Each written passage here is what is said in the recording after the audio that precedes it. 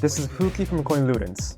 What I'll be explaining today is a coins across with extra coins. This time, the effect in the magic happened much more cleaner than the coins across described back in the 4th issue. But it's also more difficult.